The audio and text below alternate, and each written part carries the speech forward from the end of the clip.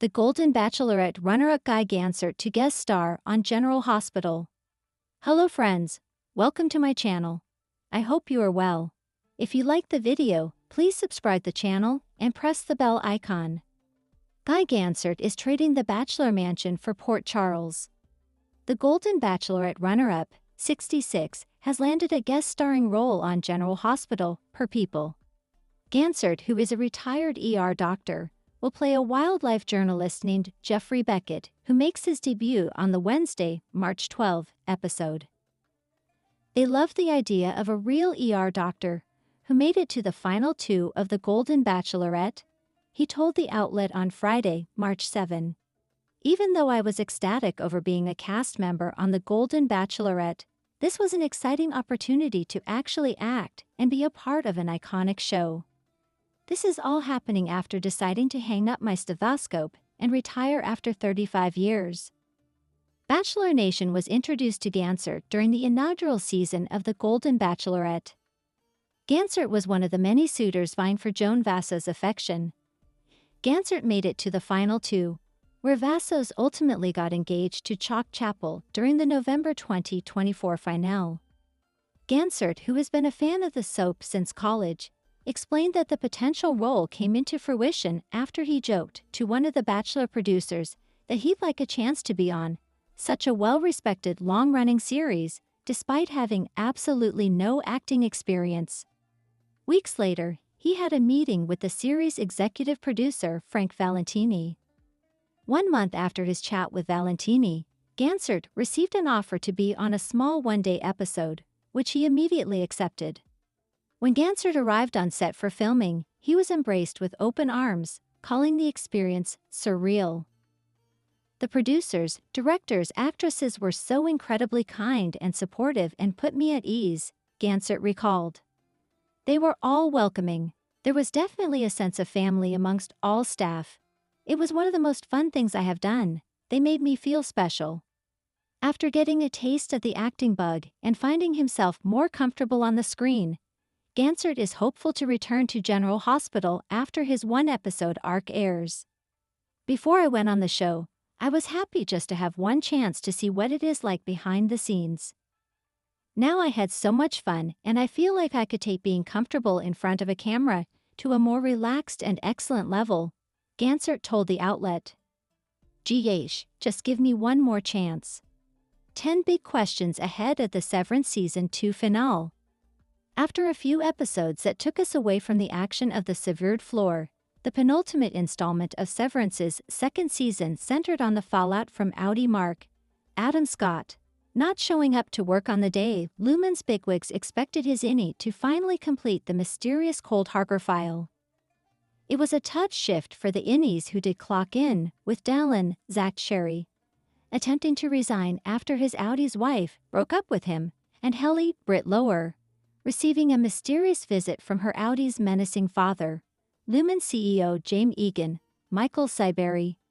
Meanwhile, Audi Bert, Christopher Walken, was escorting Irving, John Turturro, out of town, apparently in an attempt to keep him out of danger, while Miss Coble, Patricia Arquette, was racing back to Kier to either help Mark try to rescue Gemma, Dickon Lackman, or use him as a means to her own ends. Jury's still out on that one. The episode, notably titled The After Hours, which we'll get into more a little further down, largely served to set up the forthcoming Season 2 finale. We didn't learn too much new information and a lot of the questions looming over the season were left unanswered.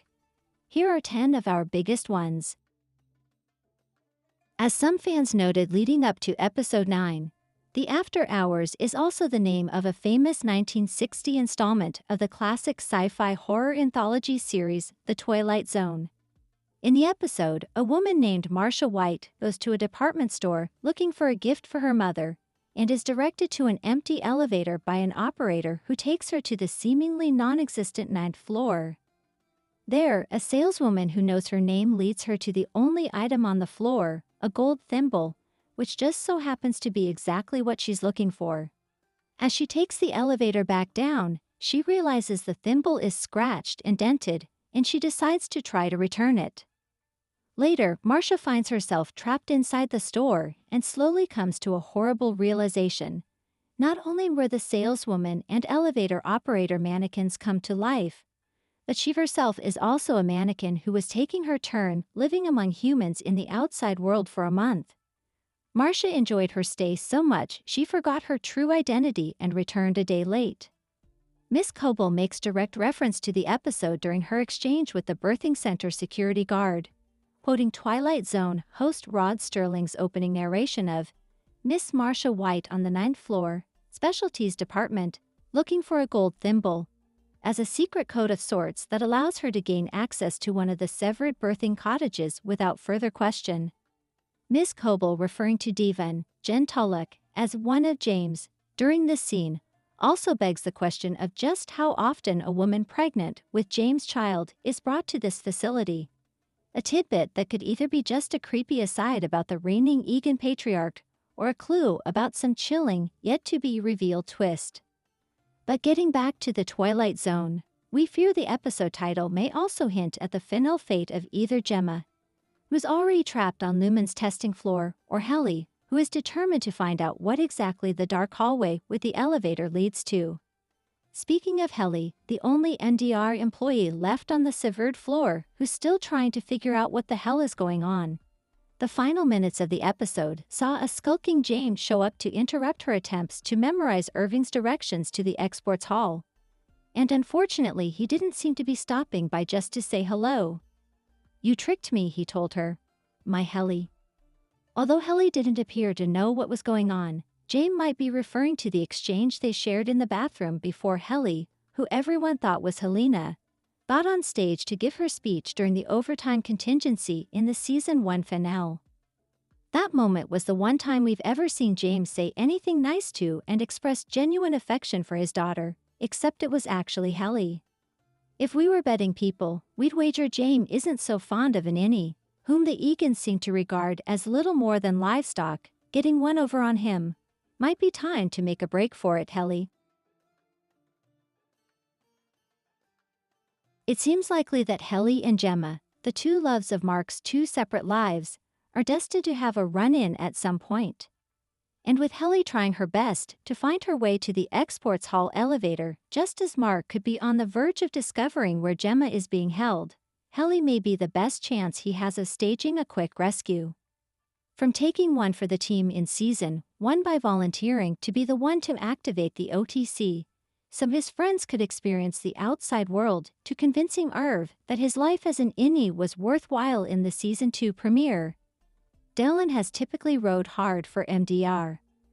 But as Season 2 wore on, Lumen managed to distract him by offering him a shot at something his innie had never experienced, romantic love, with his Audi's wife nonetheless. So when Gretchen, Merritt Wever, dumped him in Episode 9, it made sense that Dylan was distraught enough to fill out an innie resignation request form.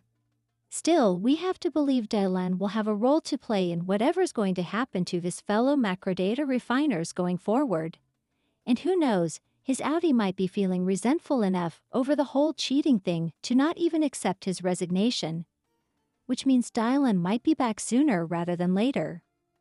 What we just said about Dylan still having a part to play in the overall Severance endgame also goes for Irving, who appeared to leave town at the end of Episode 9. Although he seems to have grudgingly accepted that he and Bert could never have a relationship, there's just no way Irv is truly out of the picture now, right? Right? Current head of the severed floor, Mr. Milchick, Tremel Tillman, has spent Season 2 enduring what appears to be racially motivated abuse at the hands of his Lumen superiors. But in Episode 9, we finally saw him stand up to Security Chief Mr. Drummond, Olafur Darry Olafsson. In his own way, Milchick also seems to instinctively have some empathy for the innies, when he's not being pushed to prove himself to Lumen by disciplining them. If he were to actually rebel against Lumen and ally with MDR, who knows what they could accomplish. Having completed her Wintertide Fellowship, the same program that we now know Miss Coble was brought up in as a child, Ms. Kwong, Sarah Bach, was presented with a bust of James Egan's head and sent on her way at the end of Episode 9. Perhaps she was there all along just to give us a glimpse into what young Miss Coble went through. But we're still wondering if she may have a bigger role to play in what's to come. There's a good amount of speculation out there about whether Devon's behavior this season, using an Android instead of an iPhone, for example, or calling Miss Coble after finding out Mark was reintegrating, is a sign that Devon is in cahoots with Lumen for some reason. We really want to believe Devon is just naive and scared for her brother, not evil. But if you're intent on finding reasons to think something fishy is afoot, you probably can. There's also the matter of Rickon, Michael Chernus, his new book, and his overall involvement with Lumen. All we'll say is, fall down the rabbit hole of Rickon is a former Lumen goat theories at your own risk. Although it does seem like Miss Coble, who we now know is the inventor of the severance procedure, has turned her back on Lumen for the time being, it's hard to believe she doesn't have her own ulterior motives for helping Mark try to track down Gemma before his innie can complete Cold Harbor. Is Harmony really willing to sacrifice her life's work to save Gemma? We're kind of scared to find out. It's the mystery at the heart of the show. The current and all-be-all of lingering questions. What exactly is Cold Harbor, and what will it help Lumen accomplish? We learned this episode that, according to Ms. Coble, Mark finishing Cold Harbor will in fact result in Gemma's death. But the file has been stuck at 96% ever since Mark started reintegrating. Whatever it is, the entirety of the series so far seems to have been building toward this reveal. Time to prepare for the worst and hope for the best, Severance fans.